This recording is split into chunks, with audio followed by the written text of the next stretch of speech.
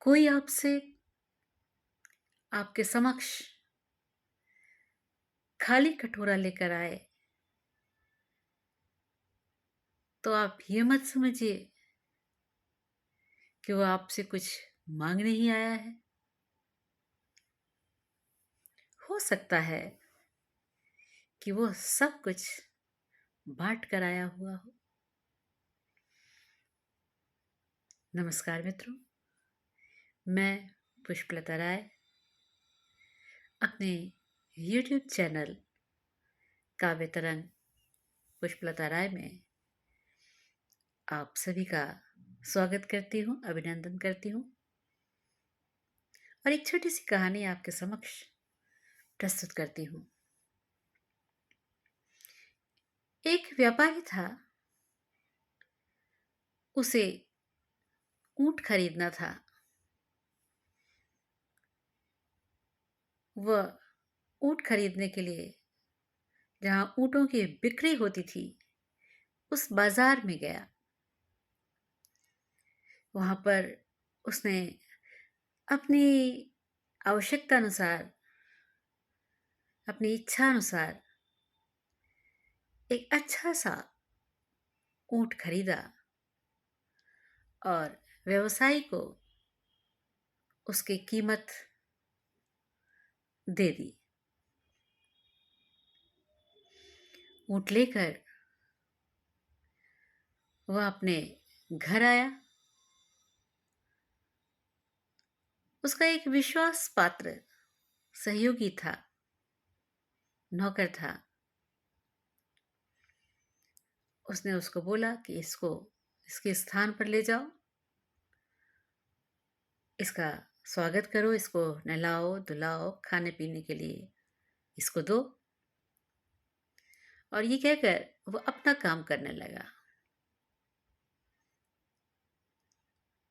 विश्वासपात नौकर ऊँट के पास गया। उसने ऊँट के पीठ पर रखी हुई काठी को उतारा और जैसे ही उसने काठी को उतारा, उसकी आंखें खुली की खुली रह गई।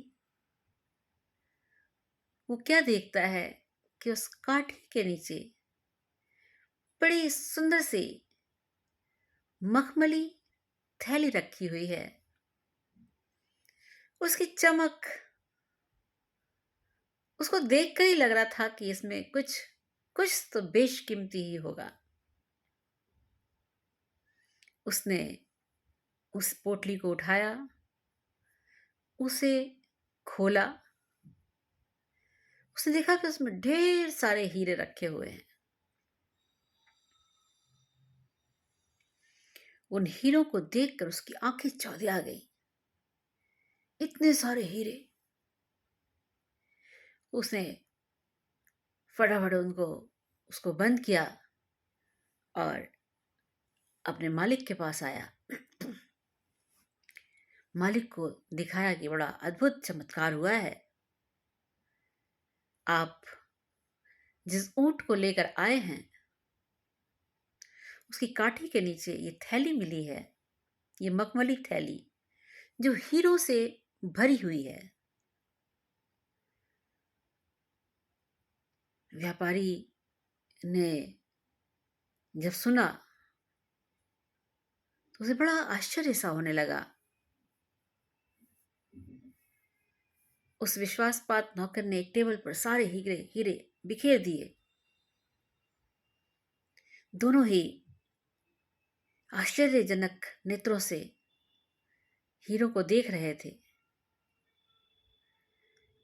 नौकर के मन में कुछ और भाव चल रहे थे और मालिक के मन में कुछ और भाव चल रहे थे।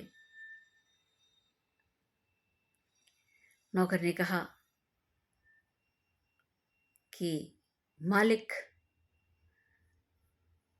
ये हीरे अब आपके हैं। आप बहुत भाग्यशाली हैं जो आपको इतने सारे हीरे एक साथ, अमूल्य बेशकीमती हीरे एक साथ मिल गए हैं। बाकी की जिंदगी आराम से चैन से बसर कीजिए। मालिक ने कहा, अरे नहीं नहीं, जिसके ये हीरे होंगे वो उन्हें खोज रहा होगा, वो परेशान होगा। हमें जल्दी से जल्दी इन हीरो को ले जाकर उसको सौंप देना चाहिए, जो इसका असली हकदार है, मालिक है। नौकर भौचक्का सा रह गया। कहता है, क्या क्या बेवकूफी वाली बात कर रहे हैं आप? इतने बेशकीमती हीरो को कोई वापस करता है? अरे कौन जानता है कि उस काठी के नीचे आप हीरा लेकर आए हैं? आप तो ऊंट खरीद कर लेकर आए हैं। उसके नीचे हीरा निकला है, काठी के नीचे हीरा निकला है। और फिर इसे सब जानता ही कौन है? आप जानते हैं, मैं जानता हूं। हम दोनों के सिवा कोई तीसरा नहीं जानता। इसे वापस करने की क्या जरूरत है? आप एक दो हीरे मुझे भी दे दीजिए, बाकी आप रख लीजिए। उसने बहुत समझाया मालिक को, लेकिन मालिक जो है वो टस से मस ना हुआ। उसने कहा, ना ना ना, मैं इनको नहीं रखूंगा। ये मेरे नहीं है, इन पर मेरा कोई हक नहीं है, मुझे इनसे कोई लगाव नहीं है।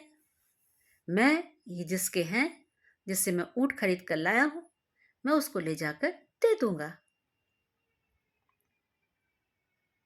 नहीं माना वो, और उसने सारे हीरो को इकट्ठा किया, उसी पोटली में डाला, उसे छिपाते हुए लेकर गया और उस ऊंट के व्यापारी को ढूंढा और ढूंढकर उसे बोला कि ये काठी के नीचे आपकी थैली मुझे मिली थी, आप कृपया इसे ले लीजिए।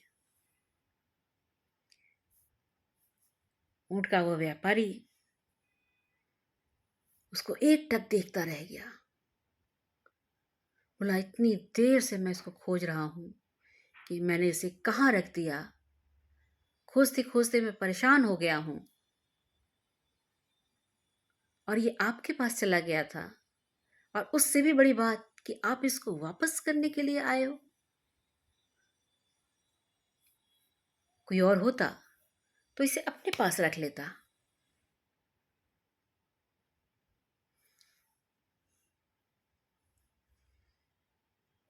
अब जो मालिक था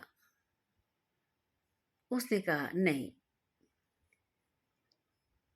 मेरा जो मेरा जो हृदय है, मेरी जो आत्मा है, वो इसे स्वीकार नहीं करती है। ये आपका है और आपके पास ही इसकी जगह है।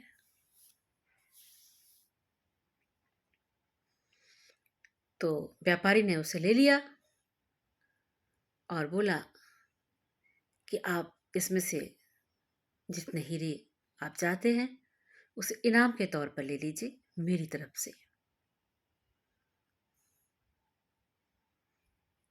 उसने कहा, नहीं, मुझे इसमें से कुछ भी नहीं चाहिए। ये आपका था, आप इसे रखिए। ऊंट मैंने खरीदा है, ऊंट मैं ले गया हूं। बहुत अनुनय विनय प्रार्थना, उसने कहा, मैं आपको देना चाहता हूं। मैं आपकी जो ये ईमानदारी थी, उसके सम्मान स्वरूप आपको कुछ भेंट देना चाहता हूं। कृपया करके आप रख लीजिए, इसमें से कुछ हीरे आप रख लीजिए। तो खरीदने वाले व्यक्ति ने बोला कि नहीं, और मैं आपको बता दूं कि मैं इसमें से 2 हीरे पहले ही रख चुका हूं। अब क्रोध करने की बारी थी ऊंट के व्यापारी की। बड़ा चालाक है, अभी तो इतनी बड़ी बड़ी बातें कर रहा था और कह रहा है मैं 2 तो पहले ही रख चुका हूं हीरे।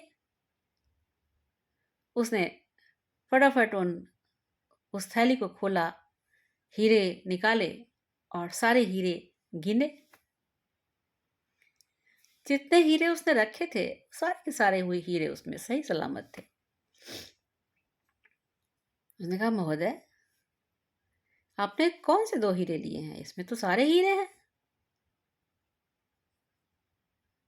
तो उस ऊँट के खरीदार ने कहा कि मैंने जो हीरे लिए हैं, वह एक तो ईमानदारी है और दूसरा आत्मसम्मान है।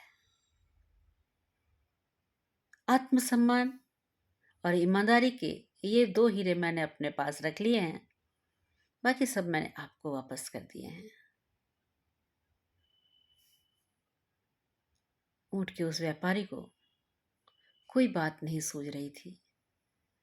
उसे विश्वास ही नहीं हो पा रहा था कि आज की इस दुनिया में भी इस तरह के व्यक्ति हैं जिनके अंदर इतनी ईमानदारी, इतना आत्मसम्मान भरा पड़ा है कि दुनिया की कोई भी दौलत उसे डिगा पाने में असमर्थ है।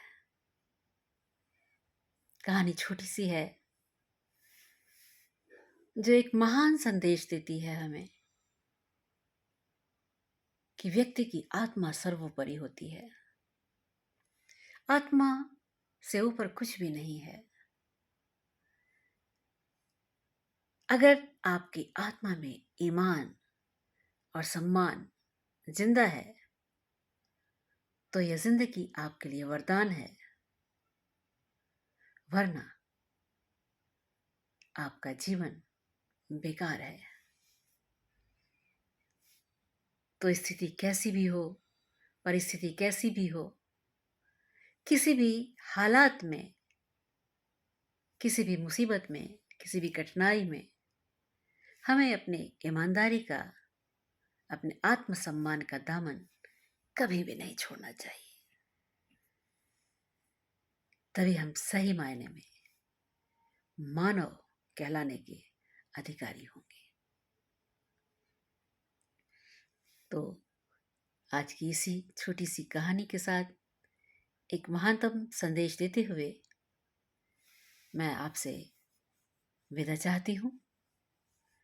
और विदा लेने से पहले मैं एक बार फिर से आपसे कहूँगी कि यदि आपने अभी तक हमारे चैनल को सब्सक्राइब नहीं किया है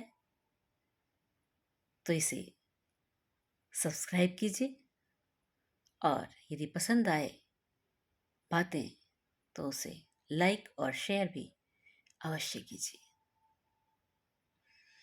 मुझे सुनने के लिए आप सबका बहुत बहुत आभार। फिर मुलाकात होगी, फिर बात होगी। अपना और अपनों का ख्याल रखिएगा। तो आज हम चलते हैं, फिर मिलेंगे। नमस्कार।